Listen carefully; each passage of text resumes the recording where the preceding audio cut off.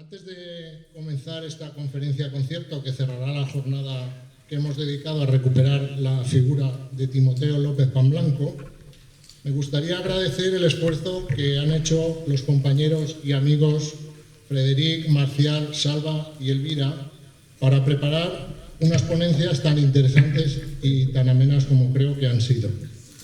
Todos pertenecemos a la Asociación Valenciana de Musicología, cuyo presidente, Abel Puig, tenemos el gusto de que nos acompañe. También está con nosotros el presidente de la Sociedad Musical Artística de Chiva, quien nos abrió con mucha amabilidad su archivo, porque 5 de las 11 piezas que allí encontramos son las que van a sonar a continuación. La sexta la teníamos nosotros. Asimismo, quiero dar las gracias a la Junta Directiva, a su presidente, porque decidieran apostar por esta propuesta para iniciar un nuevo otoño musical. A Luis el trabajo de preparar las obras, que escucharemos enseguida, y la participación de las compañeras y compañeros que llenan el escenario. Además, para que todo esto fuera posible, durante este verano Paco, Vicente y Antonio Cruzado han tenido que pasar las partituras manuscritas a ordenador. Antes había una asignatura de solfeo manuscrito, pero se nos ha olvidado leer solfeo manuscrito a todos, y ya si no es en ordenador no sabemos. Para quien no haya estado en la primera parte, y resumiendo mucho, diré que este proyecto fue iniciado por Marcial García, presidente de la Asociación Requenense de Musicología y primer estudioso de la figura de nuestro paisano. Timoteo López Pamblanco fue un músico de Villar, nacido en Villar. Su padre era de Domeño, su madre era de Chulilla, vivió entre 1879 y 1936, estudió violín y de forma autodidacta se dedicó a la dirección de bandas y a la composición. Creemos que fue alumno de Salvador Giner, patriarca de la música valenciana, quien además fue el padrino de su boda. López Pamblanco dirigió a lo largo de su vida las entonces Banda Municipal de Villar, la Unión Musical Requenense y la Sociedad Musical de Chiva. Una vez hechas las presentaciones y antes de continuar, lo que vamos a hacer es escuchar la primera pieza del concierto. El pasodoble que va bien a continuación, Séptimo de Caballería, pese a su título, no tiene nada que ver con las películas del oeste. Fue compuesto en 1932 y está dedicado a don Manuel del Alcázar Leal, coronel del Regimiento Cazadores de Caballería número 7, que por aquellas fechas estaba haciendo maniobras en Requena.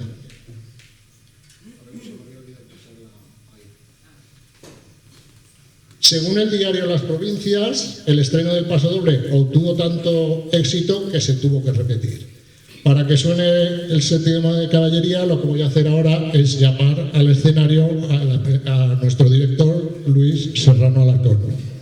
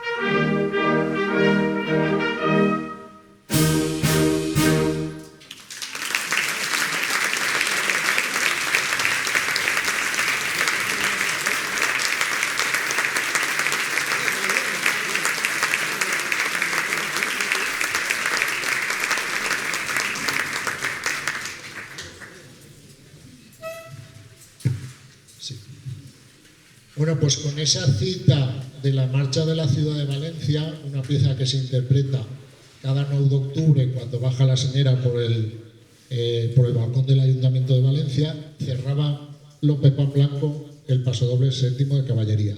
Lo que pasa es que él no lo cita por este motivo, lo cita porque era la contraseña de ese regimiento. Lo pone él mismo en la partitura. Bueno, siguiendo con la conferencia, a mí me gusta siempre hacerme una idea del lugar y el tiempo del que hablo, de cómo era, de qué pasaba, y por eso he titulado la primera parte Exigencias de la modernidad.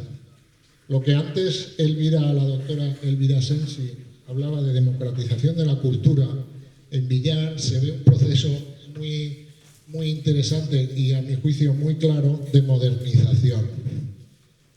No es lo mismo el final del siglo XIX, los primeros años de Timoteo López Pamblanco, que lo que sucederá a partir de más o menos 1906.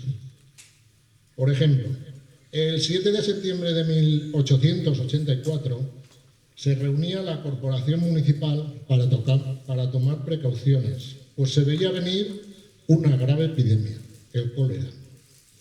En un bando, el ayuntamiento exigió responsabilidad al vecindario. Se cerraron las escuelas y no se dejaba entrar al pueblo a ningún forastero si no lo justificaba con un certificado. Además, se instaló un lazareto en la loma donde aislar a los infectados o sospechosos de estarlos. Se fumigaba la prensa diaria, se prohibió que las caballerías abrevasen en las fuentes y se acordonó la población. Si ponemos lo de la mascarilla y lo de los guantes, nos plantamos en marzo de 2020. Entre 1899 y 1905 se nombraron 11 alcaldes e incluso el gobernador civil de Valencia tuvo que abrir diligencias contra algunos concejales por abusos en la administración municipal, por lo que se percibe cierta parálisis en la gestión. No obstante, todo esto tampoco quisiera dar una perspectiva demasiado negativa, porque faltan cosas por estudiar. Pero la situación cambió más o menos a partir de enero de 1906, cuando Manuel Lázaro Esteban, que luego volveré a hablar de él, tomó posesión de la alcaldía. La mantuvo hasta 1913, una duración inaudita que dio lugar a un periodo de estabilidad, cierta prosperidad y sobre todo a mucho interés por modernizar el pueblo. Esta teoría la fundamento en 4 factores. El primero es de ámbito comarcal y es que Gil Roger Vázquez, diputado a Cortes por el distrito de Chelva, impulsó muchas veces la construcción de la línea del ferrocarril que le llamaban El Directo, que él quería que pasara por todos los pueblos, Casinos, Villar, Los Calles, Chelva, etc. Evidentemente no tenemos tren. Gil Roger decía que esta obra era una obra de justicia y de cultura, de civilización y progreso que nos haría a nuestro país, es decir, a la serranía, avanzar mucho. El segundo factor es el urbanismo. Hay que pensar que a primeros del siglo XX el perímetro del pueblo estaba más o menos situado en lo que son la Ronda San Juan de la Baronía, eje Doctor Cebollada, Leonardo Aparicio y Gil Roger, y a salir a la avenida Ingeniero Tamarín. Durante las 2 primeras décadas del siglo se diseñó un plano urbanístico nuevo y se planteó una especie de ensanche, acondicionando o abriendo calles como Vicente Aparicio, Segorbe, Levante, Canadilla y el último tramo de la calle Virgen de la Paz. En otro orden de cosas, y con la electricidad, se construyó el reloj público sobre la torre de la iglesia, abrió la caja postal de ahorros de Villar y en 1916 pusieron un bar de última moda llamado New Bar. El tercer factor en el que me centro es la educación, la instrucción pública. A principios de siglo funcionan a la vez el parvulario de las monjas, las escuelas públicas, y entre 1915 y 1920 una escuela privada promovida por varias familias donde se impartían los primeros cursos de bachiller y magisterio. En 1909 el ayuntamiento se da cuenta que las escuelas públicas, los locales que tienen, no reúnen las condiciones, y lo dicen así, las exigencias de la época moderna. Por lo que solicitaron una primera ayuda para reformas que, andando el tiempo, se convertirían en lo que hoy son las escuelas, inauguradas a finales de enero de 1927. En este acto, como en muchos, antes ya se ha dicho, si venía el obispo, si venía un ingeniero, si venían los inspectores de educación, la banda estaba siempre presente.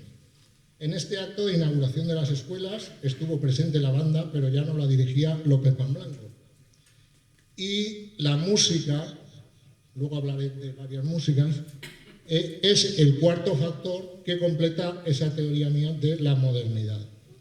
Pero antes de pasar a hablar de esas sociedades musicales y de la música como arte musical, voy a leer la reacción que escribió en el diario Las Provincias un viajero alcublano al ver el edificio de las escuelas. Dice: llevando por acompañante al amigo Aparicio en nuestras cabalgaduras borriquiles, emprendemos por entre montañas el viaje al Villar del Arzobispo. Después de 2 horas de marcha, llegamos a la cabeza de partida. Apenas queda luz. No obstante, desde el camino me impresiona el distinguir hacia la derecha del pueblo un hermoso edificio de aspecto regio que contrasta con la anticuada edificación villarense. El acompañante le dice: son las nuevas escuelas. ¿A qué romántico? Como he dicho, en este estreno de las escuelas participó la banda. No sabemos lo que tocó, pero aquí sí que voy a tirar de imaginación y yo voy a proponer que nos imaginemos que un paso doble, no es porque se escribió el 13 de marzo del 35 en Chiva, un paso doble como El Capote de Oro fuera una de las piezas que sonaron ese día. Con vosotros, El Capote de Oro.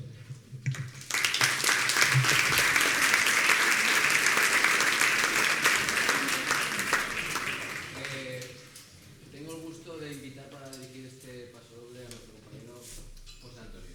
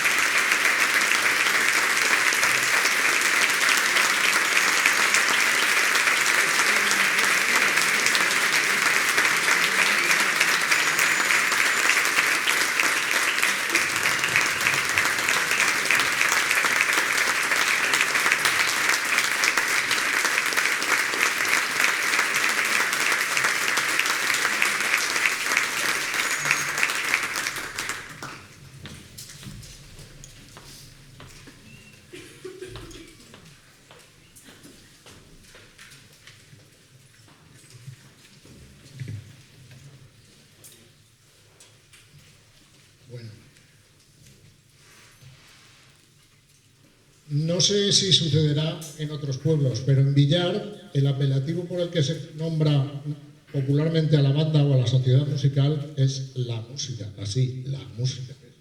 Sobre todo entre las personas más mayores. Por eso en Navidad hay que tener lotería de la música o nuestro domicilio está en la calle de la música, no en el de la Unión Musical Santa Cecilia. No obstante, esta referencia aparece en algunos artículos de los estatutos de 1904. En ellos la música sustituye al nombre de la corporación, a la sazón, Sociedad La Fraternidad Musical, constituida el 21 de marzo de 1904 bajo los auspicios de la Virgen de la Paz y presidida por Vicente Ibáñez Porter, que luego hablaré de él.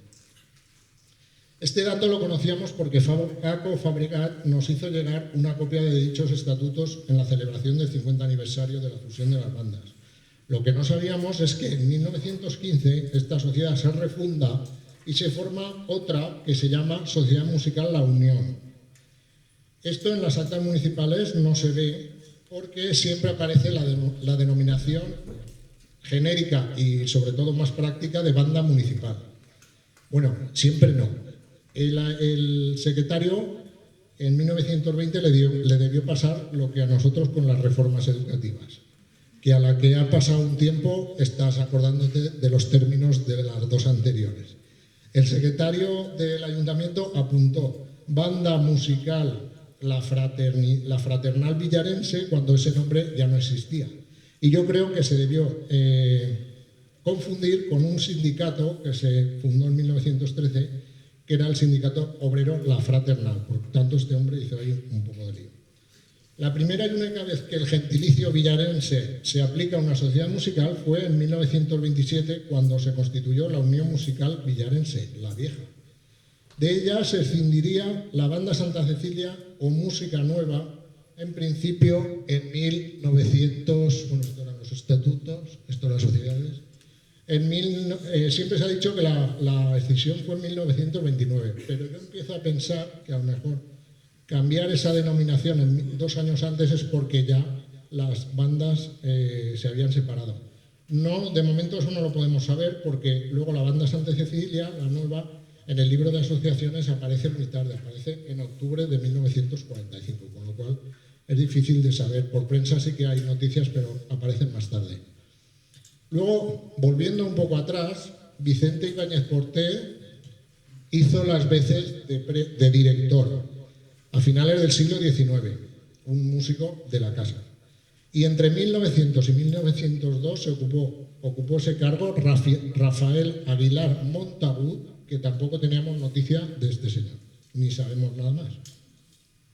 De los músicos que formaron la fraternidad musical, antes Salva nos habló del instrumental y con mucha dedicación. O sea, la parte del instrumental no está clara del todo, pero por lo que se refiere a las personas tampoco está clara del todo. No hemos tenido la precaución de anotarlo y conocemos a algunos, pero no a todos. Tampoco sería raro encontrar alguna vez en algún sitio un listado de músicos, porque algunas veces en los actos cobraban por el ayuntamiento. Los que sí que reconocemos, creo que es justo que los nombremos esta tarde. Tenemos con el número 1, si se ven bien los números, de izquierda a derecha, con la flauta, a Pascual Plasencia Belenguer, que era el bisabuelo de nuestros compañeros Andrés e Irene Pérez. Un poco más a la derecha, el cuarto por la derecha, es Milagro Gabarda Cánoves, el abuelo de Ramón y bisabuelo de Ramón y de Carmen María. Con el clarinete también, a su lado está Faustino Babiloni Pérez, que era mi bisabuelo. En la fila de abajo, con el número 5, está Manuel Martínez García, que era el abuelo de Vicente, Paco y Javi. Luego, con el número 6, más al centro, está José Babiloni Castellano, bisabuelo de nuestra compañera Monse. Con el número 7, José del Toro, esto para el partido de fútbol. Con el número 7, José del Toro, el tío Platillos, que era abuelo de Miguel y Susi del Toro. Bisabuelo, perdón. El señor de la tuba, que antes Salva, sabemos que se apodaba Chato el Sillero, pero no tenemos noticia del nombre. y luego con una de las cornetas está Miguel Martínez Pérez Calero. También sabemos que el niño que aparece será, luego de mayor sería el tío Pío, pero tampoco tenemos más noticias. Bueno, para cerrar este apartado diré que en el centro se destacan tres figuras. Está la del director, Timoteo López Pamblanco, con bigote. En el centro, el alcalde Manuel Lázaro. Y a la derecha, Vicente Ibáñez, que es el presidente que ya no. Manuel Lázaro murió, según informaba la revista La Fénix Troyana, en julio de 1919. Se desconoce si la banda fue a tocar en su entierro por ser un personaje importante, pero a mí me vuelve a gustar imaginarme que sí. Y además me quiero imaginar que entonces la Sociedad Musical La Unión tal vez interpretara alguna de las marchas que compuso don Timoteo. En Chiva, ya lo ha dicho Marcial, encontramos una titulada Santa Cecilia, una marcha de procesión. Y en nuestro archivo teníamos la marcha fúnebre Resfa. Resfa va a sonar a continuación y además me gustaría que fuera en memoria de todos aquellos y aquellas que alguna vez impulsaron cualquiera de las sociedades musicales del Villar. Y digo aquellas porque si bien las mujeres fueron músicas y directivas muy tarde, como antes ha señalado Elvira, siempre hubo madres y esposas, aunque en este relato que voy a contar no aparezcan. Suena a continuación Resfa.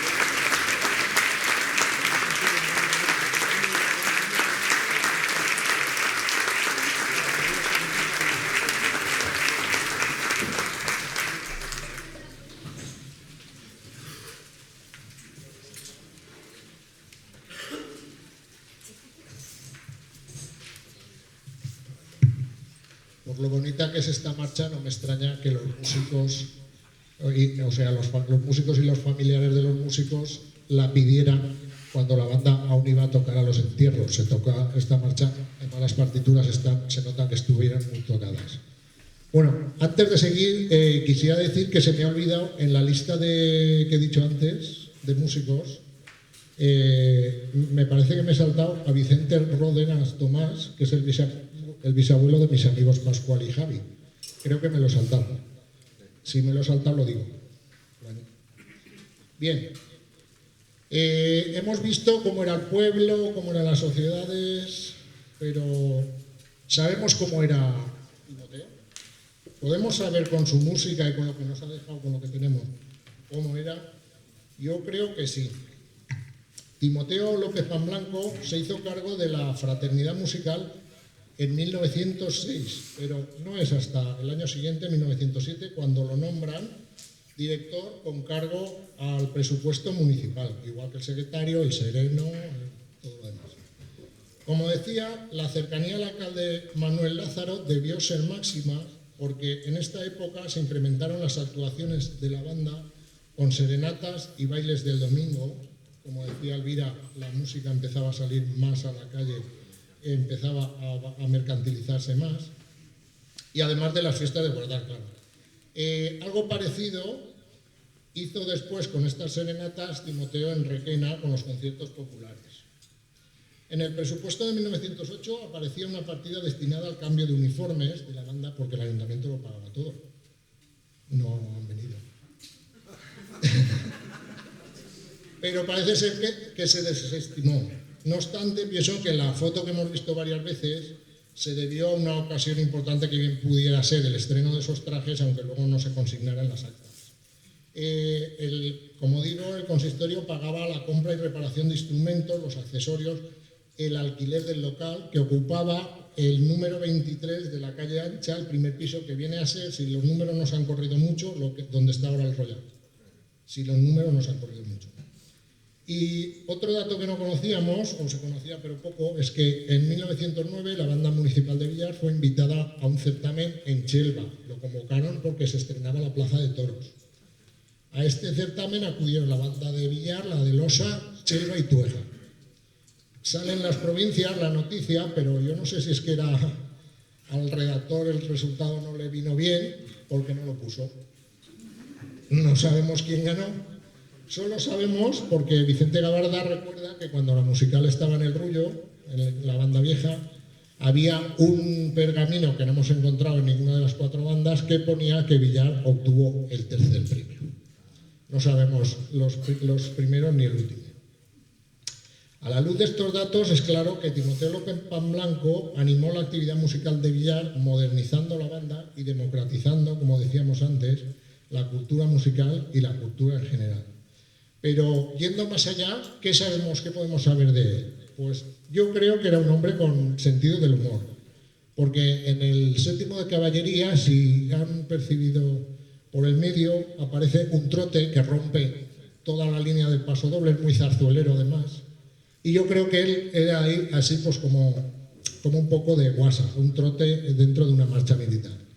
Luego a sus hijos les dedica 2 pasodobles y en vez de ponerles un título serio les pone Actuar y Arturetti. Yo qué sé, me hace gracia. También sabemos que era un hombre escrupuloso. Lo poco que tenemos está todo muy bien anotado, el número de carpeta, el número de legajo, y hay anotaciones, como ahora veremos, de lo que estamos tocando. Y por último, en cuanto a las ideas políticas, sabemos que también era un hombre de ideales. Titula 2 pasodobles, uno Libertad, otro Progreso, y ahora el que va a sonar a continuación es el 14 de abril. Como ya ha dicho Marcial, fue estrenado en 1931, está dedicado a Aniceto Alcalá Zamora, primer presidente de la Segunda República Española, y musicalmente ese pasodoble participa de la alegría, la alegría con la que la ciudadanía recibió al régimen democrático, tal y como afirman los historiadores. Además, percibiréis enseguida que cita la Marsellesa y el himno de Riego. La primera era un himno oficioso de la República y el segundo era el oficial. Y además es probable que la referencia a la Marsellesa pudiera ser un recuerdo de juventud de don Timoteo, porque tenemos noticia que en el Casino Republicano de Villar en 1905, situado hoy en la Plaza de la Fuente, lo tocó una rondalla. Con lo cual, con todos estos elementos, pues vamos a escuchar ya el 14 de abril.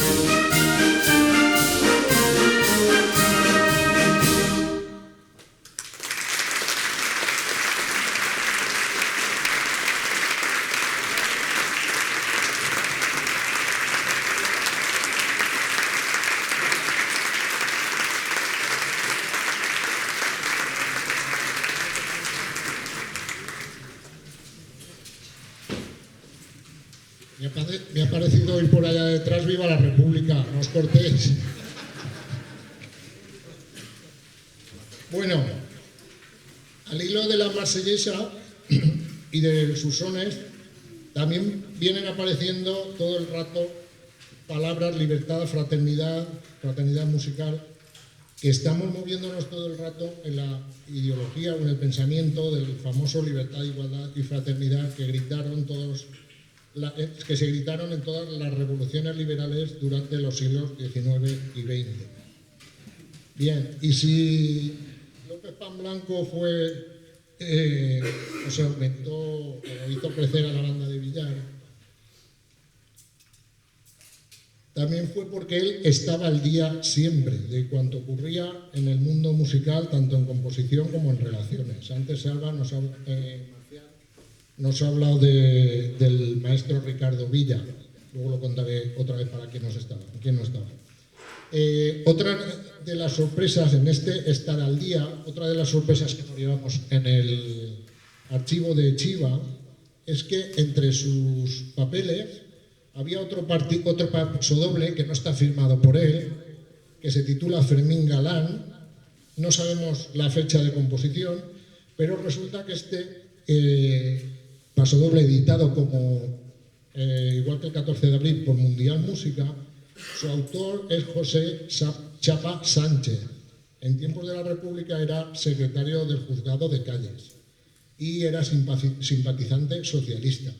No sabemos cómo este pasodoble llegó a parar al archivo de López Pan Blanco y luego además es que Chapa Sánchez fue depurado después de guerra, lógicamente, y cumplió condena como director de la banda de presos de la cárcel de San Miguel de los Reyes. Pero claro, aquí nos encontramos con un hecho que hace que se disparen las especulaciones. Como diría un youtuber, nos estalla la cabeza. ¿Se conocían López Pan Blanco y Chapa Sánchez? ¿Hubo influencia entre ellos? ¿Compartían inquietudes musicales o políticas? ¿O qué pudo pasar? No lo sabemos. Esto es lo que nos pasa a los historiadores, continuará. Por otra parte, las actas y recibos de pagos del ayuntamiento dan fe que entre 1910 y 1913 el ayuntamiento de Villar compró algunas de las partituras que ya ha mostrado antes Marcial del gran repertorio. Por ejemplo, aparece la Rapsodia húngara número 2 de Liszt, que luego sabemos que dirigiría en Requena en 1925. También una selección de la zarzuela La Tempranica de Jerónimo Jiménez y otro apunte es de una obertura de la ópera Mignon de un francés apellidado Thomas. Esto es un ejemplo claro y local de un pueblo alejado de una gran ciudad, de democratización a través de la banda, como hablábamos antes con Frederic y como hablábamos antes con Elvira.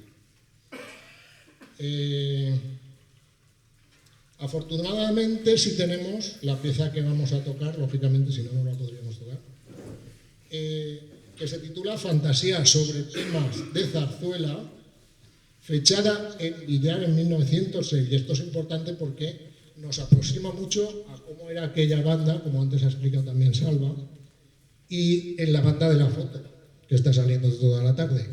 Bueno, estas son las partituras que compró el ayuntamiento y esta es la portada de la Fantasía. Por la Fantasía hay que decir también que yo creo que el grado de atento que estaba López Pan Blanco a las novedades era tremendo, porque si la Fantasía es de 1906, las zarzuelas que elige están estrenadas entre 1902 y 1906, o sea que se tendría que mover mucho porque aquí no sonaron, no se estrenaron. Pues estaría en Valencia o donde fuera. Los fragmentos que elige son Bohemios de Amadeo Vives, El perro chico, Moros y cristianos, La reina mora y El pollo tejada de José Serrano y un fragmento de la del puñado de rosas de Ruperto Chapilla, digo, zarzuelas a punto de estrenar.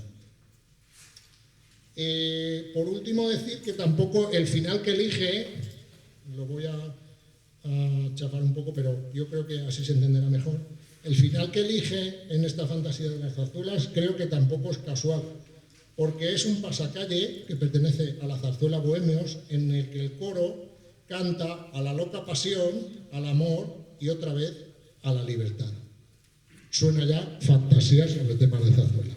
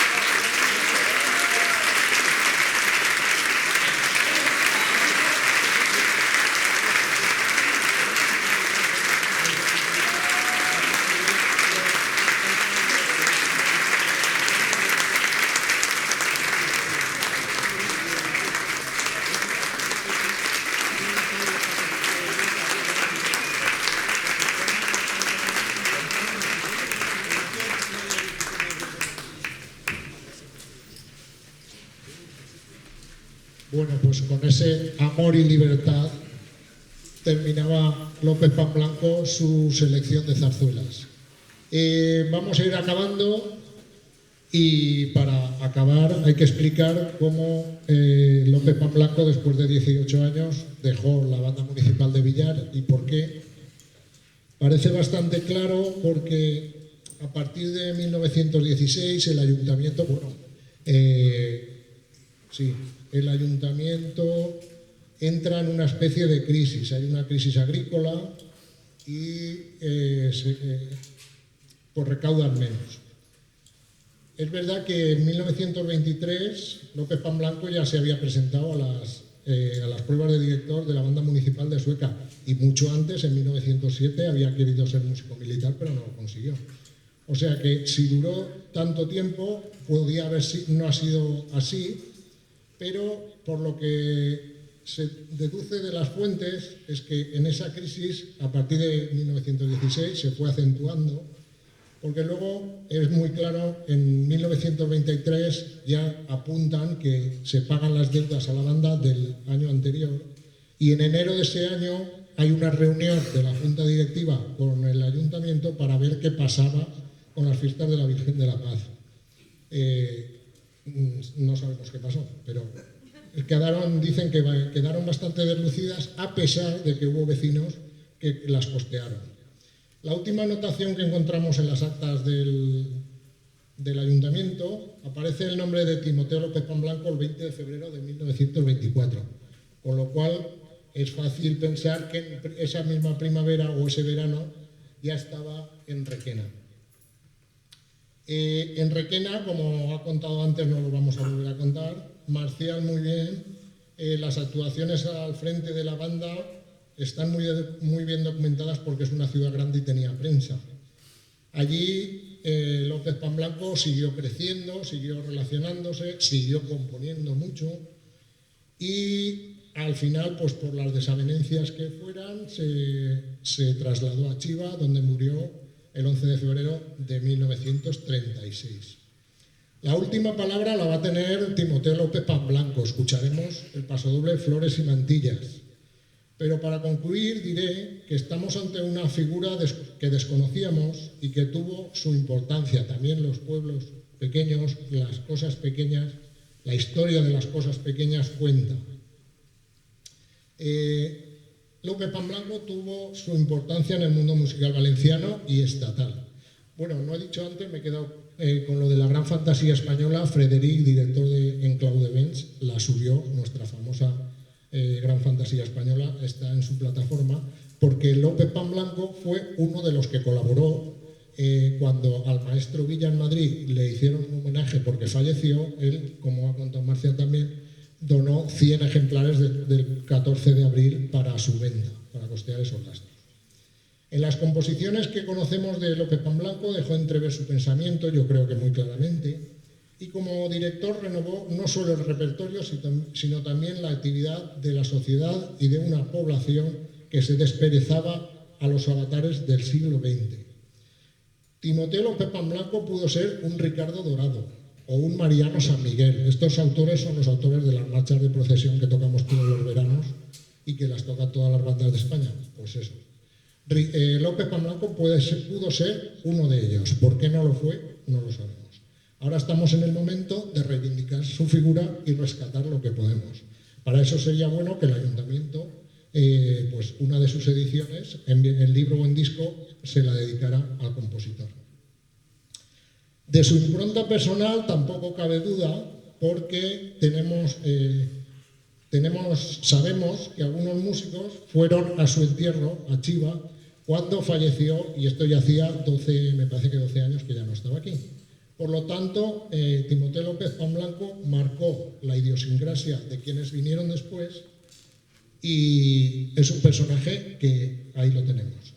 Por mi parte, nada, desear que hayan pasado una tarde muy entretenida, que haya sido interesante y gracias a todos y a todas por venir, gracias a los compañeros de la banda, a Luis, a la Junta Directiva, a Frederic, Marcial, Elvira y Salva, que han hecho un gran esfuerzo. Y nada, yo ya me callo para que suene Flores y Mantillas.